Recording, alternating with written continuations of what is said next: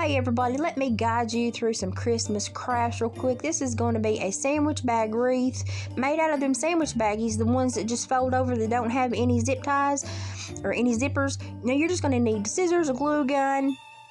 You're going to need something round, ribbon if you want to embellish it. Anything else, I'm going to use these little puff stars that match the buffalo check on it. I've got a few little things I'm going to stick on there, and I'm going to put lights. But what you need is something round. I'm using a coat hanger on this one, but I have used just anything round will work. I have used the green things from Dollar Tree, but I'm using a broken coat hanger on this one, and I'm just going to tape it and epoxy it back together at the top, and then put the bow up there to hold it together. So what do you do if you don't find those one sandwich bags, though, and you can only find these? Well, you cut the zipper part off. It's just that easy. You just cut that off. And sometimes you can get the big boxes where it justifies a little bit of extra labor. And then when you have this, you just cut it diagonally. So you'll end up with two triangles. And then all I do, you've got these two triangles. All I do is I take one part of it and I stick my hands in there and I pop it apart. And then I just tie it around the side, whatever side I'm working on. I just tie it around like you're going to tie it on a shoestring. You just tie it one little knot tight and just push it on down. I smush it down there with the other ones, and you got to make it real thick and pretty so that it doesn't look like bags. Look at that. Isn't that pretty? That doesn't look like sandwich bags, does it? Sometimes you got to give them a haircut, but you do that later. So now we're going to try to figure out, we want a bow. I definitely want a bow up here. And I definitely have made this plaque that's going to go in the middle. This is a request from a mom for her daughter. So I've got the Rudolph plaque in there. I want to make sure it's going to fit pretty good. I'm going to take the insides of this right around this where it splits, where I've tied them. And I'm going to kind of smash it down because I want that to be glued right into that crease so that when I fluff it up, it'll all want to fluff up and around that wood round. So I'm going to lay it down backwards because now I'm going to put my glue on it. Now I'm going to use two types of glue.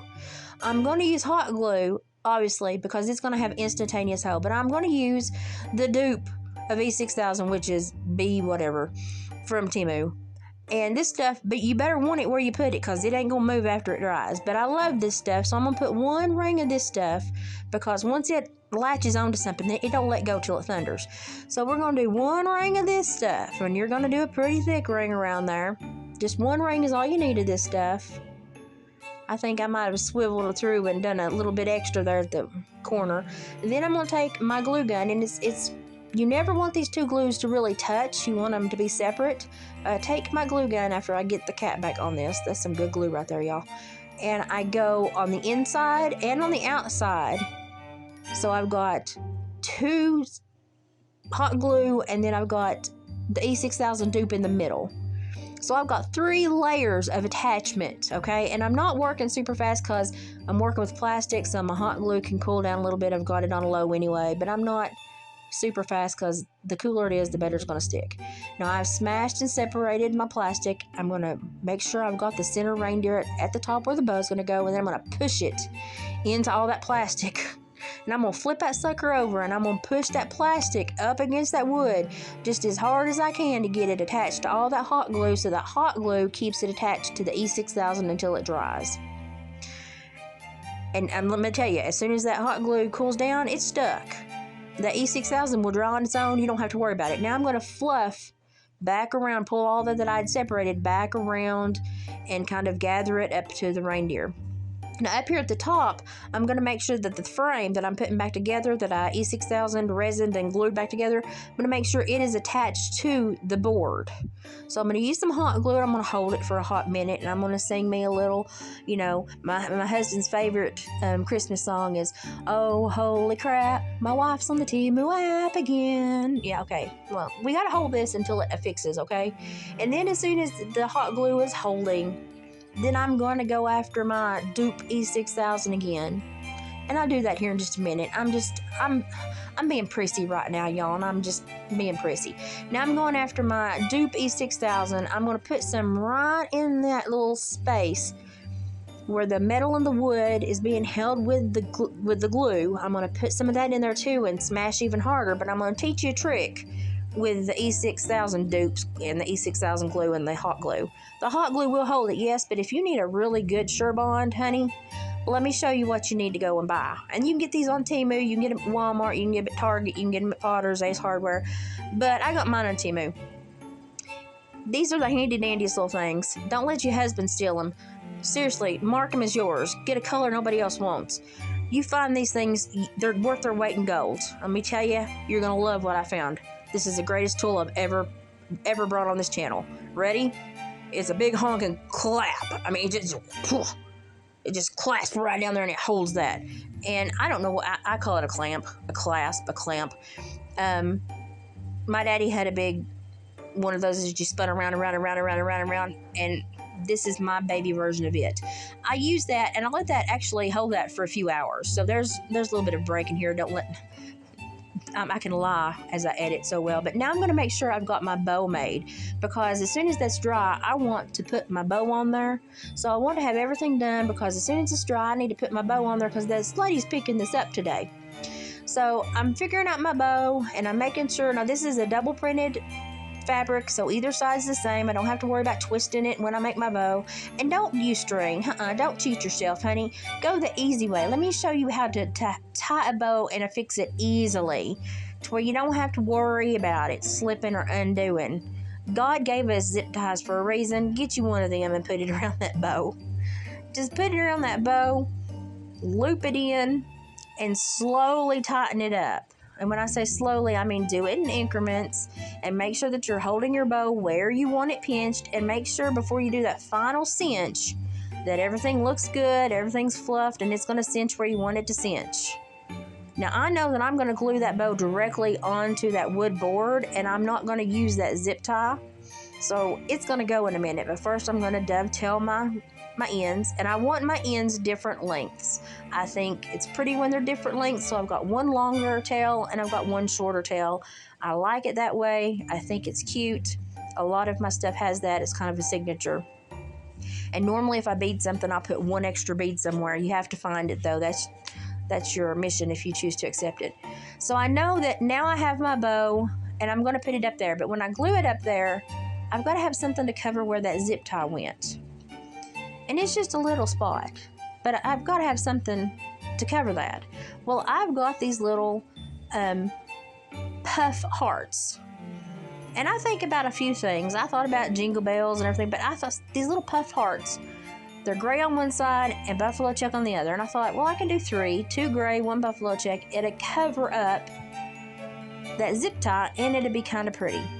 So I put the 2 gray on the outside and the buffalo check in the middle, and it did break up actually the pattern of the bow and added something really nice to this bow. It added a depth, a layer to the creation itself. I really liked it. Stuck really good, but always when you put something on your bow and it's a burlap bow, pick that sucker up and pinch it and press them things in there, and make sure that glue gets in the little crevices of that burlap, because you want it to stay there forever, and it will if you get it smashed into that burlap. Now we're going to cut the tail of that off because we don't need it. We're not going to tie it through around or make a loop out of it. It's useless. So we're going to pinch that off, and we're getting almost done. But then I decided to go a little excessive, but you know, it happens. It's like me talking. It just keeps going and going and going. And if I sit down and craft it, I just keep going and going and going. Now I think, okay, that's cute around the edge, but this is going to be kids, you know, they might be rough on this. So let's add some glue at some of these places where there's gaps, and let's make sure that this sucker is stuck to this wreath and these bags. So I go around the whole edge, and I just make sure that it is really stuck, glued, and that those bags are not going to be easily pulled away, and there's not going to be a little spot that they can see daylight through or that's going to pull apart. I want this to be one secure piece. So yes, I might have overdone it on the glue a little bit, but this is going to a home with children. We all know what children are capable of, and I want this to last. So I don't want the kids to be too scared to touch it, and I don't want mom and dad to be freaking out if they do. So I try to build them to, you know, build them to deal with a lot. We'll just say that. I would say built Ford tough, but I'm not a Ford person. I'm a Chevy person. But I put quite a bit of glue on this, and it's simply because it's going to a home with kids, and I needed to make sure that the kids were not going to tear it up, and I didn't want the kids to accidentally do something and feel bad. So I kind of child-proof this one. It's okay. So I'm looking at that going, okay, that looks good. That's cute. It still looks a little bland to me. I don't know what I need to do. I'm fluffing. I'm thinking. I've got my deer all decorated. The two that I think are girls, Vixen and Cupid. I've got little jute bows with jingle bells on their foreheads. Of course, Rudolph's got his red nose. But I'm like, this still needs something. It just needs something. So I'm going in my little stash here. Oh, shucks, I've still got a whole bunch more of these little puff hearts. Well, let's just stick them in odd places on the bags.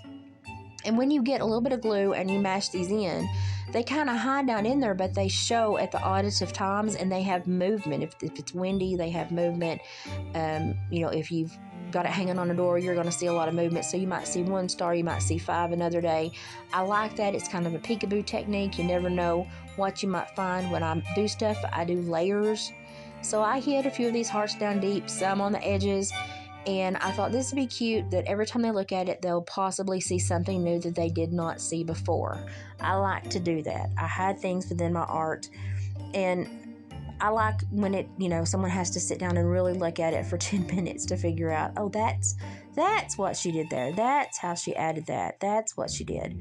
So I'm, just dressing this thing up like Dolly Parton, honey. I mean, I had to turn Granny's little card around, her little picture around, because I knew I was going tacky on this one. I'm just giving a little haircut there, had a long face. But I knew I was going tacky on this one, but I didn't care.